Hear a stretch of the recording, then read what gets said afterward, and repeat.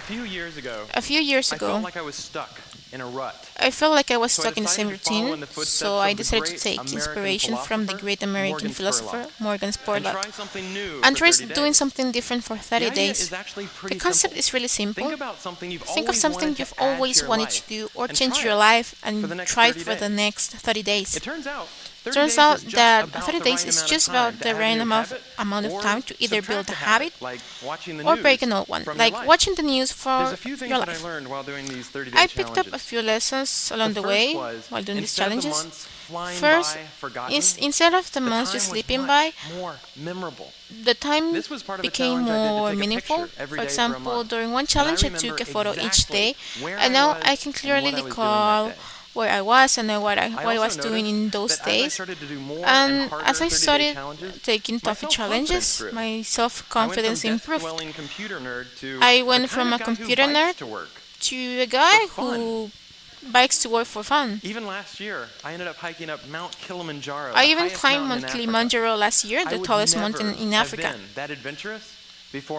I was never this adventurous before I started these challenges. I also realized if you truly want something, you can handle it for 30 days. Have you ever wanted to write a novel? Have you ever wanted to write a novel?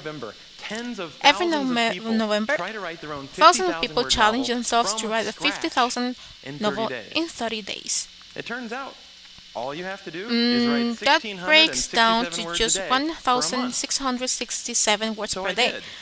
So I gave By it the a way, shot. the secret is And not the to go key to sleep was to until not you've written go your to words sleep for the day. until you have written You your might be words sleep for the day. deprived, but You might you'll lose finish your some novel. sleep, but you will finish the book. Now, is my book the next great No, American novel? now is my novel the great No, I wrote it in a next month. literary It's masterpiece? awful.